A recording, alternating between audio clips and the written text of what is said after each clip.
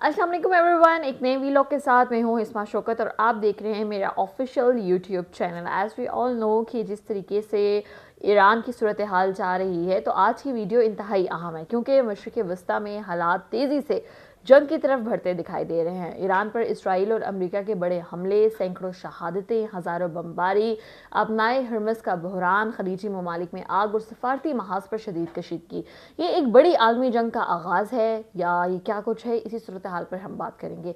ईरानी सरकारी media IRIB के मुताबिक ईरान के मुसल्लह अफवाज ने सुबह अस्फान के इलाके में फिजाओं में एक इजरायली हर्मस ड्रोन मार गिराया है। महर न्यूज़ एजेंसी के मुताबिक ये जदीद जासूस ड्रोन था जिसको मार के गिराया गया और ये इकदाम वाज़ह करता है कि ईरान सिर्फ दिफा नहीं कर रहा बल्कि अपनी फिजाई निगरानी जो है वो भी कर रहा है और फिजाई निगरानी को चैलेंज भी कर रहा है। 3 मार्च 2026 को इसराइली फौज ने एक बहुत अहम ऐलान किया था।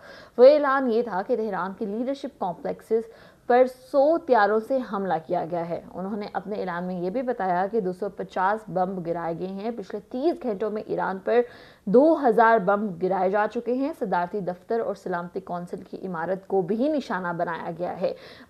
ये तमाम सूरत हाल जो है वो इसराइल की जानिब से ऐलान करके बताई गई है। ईरानी हलाले अहमर के मुताबिक जो तफसीलात सामने आ रही हैं उसमें यह बताया जा रहा है कि 153 ईरानी शहरों को निशाना बनाया गया है, जिसमें 500 से ज़ायद मुकामात पर 1000 से ज़्यादा हमले हुए हैं। अमवात की तादाद 787 हो चुकी है। सुबह कुरमान में मजीद 13 ईरानी फौजी शहीद हो चुके हैं।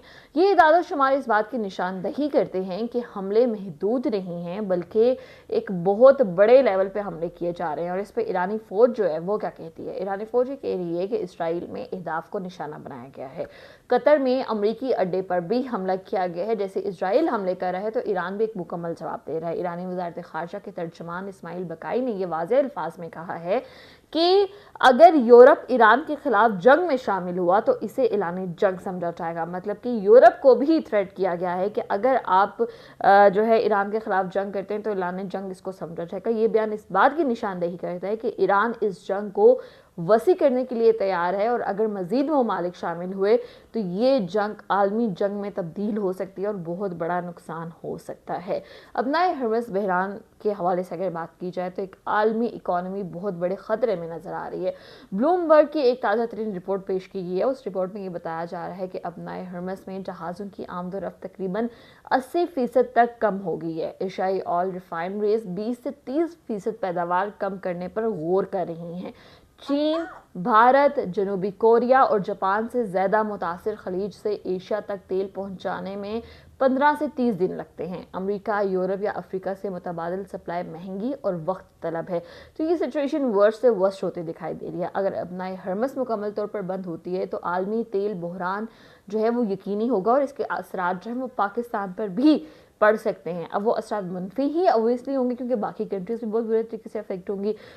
खलीजी ममालिक में सूरत हाल की अगर बात कर ली जाए तो खलीजी ममालिक में सूरत हाल जो है UAE की सबसे पहले अगर बात करें तो फजीरा ऑयल फील्ड पर ड्रोन हमला किया गया है। ओमान के शहर की बंदरगाह पर आग के विजुअल सामने आए हैं। कुवैत में अमेरिकी सफारतखाना बंद कर दिया गया है। तमाम कौंसलर अपॉइंटमेंट्स जो हैं वो मनसूख कर दी गई है।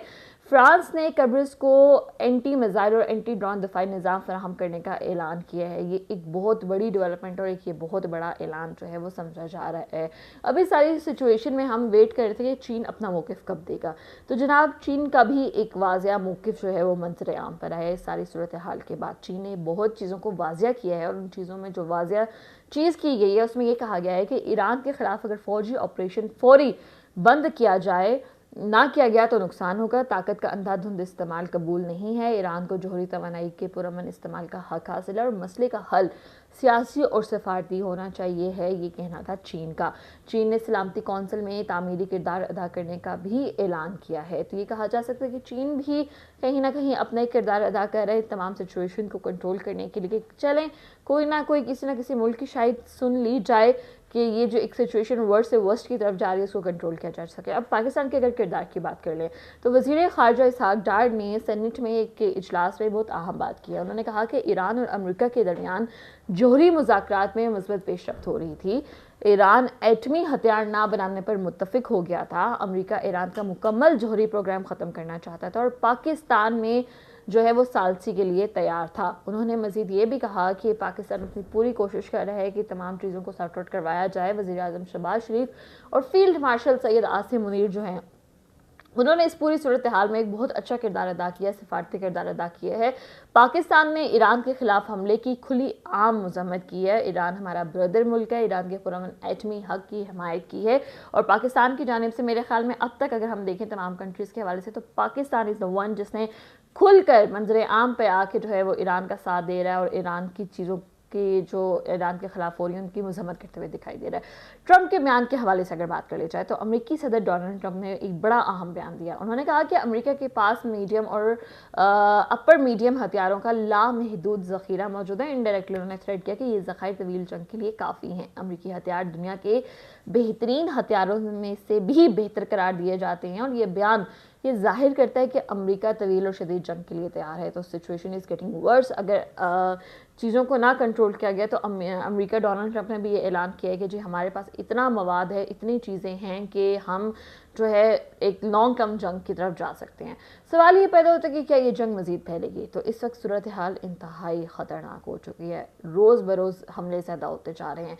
ईरान जवाबी हमले कर रहा है, इसराइल बड़े पैमाने पर बमबारी कर रहा है, अमेरिका खुलकर मैदान में आया हुआ है, खलीजी ममालिक गैर महफूज हैं और अबनाए हरमस बहरान शिद्दत इख्तियार कर रहा है। ये चीज़ें अगर समझी जाएँ तो ये बहुत वर्स्ट और एक ख़तरनाक सूरत हाल की तरफ जा रही हैं। अगर ये जंग वसी होती है तो आलमी तेल में की कीमतें जो हैं वो बढ़ेंगी, महंगाई में इजाफा होगा, इकॉनमी जो है इंटरनेशनल इकॉनमी मुतासिर होगी, मशरिक़ वस्ता मुकम्मल जंगी जोन बन सकता है और स्टिल अभी भी जंगी जोन बना हुआ है। हम देखें तो यूएई पे हमले हो रहे हैं, कुवैत पर हमले हो रहे हैं, ईरान जो है तमाम जहाँ जहाँ पर यूएस बेस्ड चीज़ें हैं उन सब चीज़ों पर हमला करते हुए दिखाई दे रहा है। तो ये सारी अब तक की ताज़ा तरीन अपडेट्स हमने आपके साथ ऑथेंटिक न्यूज़ शेयर की है। तो ये सिर्फ ईरान और इसराइल की जंग नहीं है नाज़रीन, ये एक जियोपॉलिटिकल ताकतों की टक्कर है। अमेरिका, चीन, यूरोप, खलीजी ममालिक सब इस बहरान से मुतासिर होंगे। ट्रस्ट मी, ये सिचुएशन अगर कंट्रोल ना हुई तो कुछ भी हो सकता है। तो क्या सफारती जंग को रोक सकेगी? क्या सफारतकारी जंग को रोक सकेगी? क्या मशरिक़ वस्ता एक तवील जंग की तरफ जा रहा है? बहुत से सवाल हैं। इस हवाले से आपकी क्या राय है हमें कमेंट सेक्शन में ज़रूर बताइएगा। वीडियो को लाइक करें, चैनल को सब्सक्राइब करें और बेल आइकन को दबाना हरगिज़ ना भूलिएगा। और अपडेट रहने के लिए चैनल को लाजमी सब्सक्राइब कीजिएगा। Thank you so much.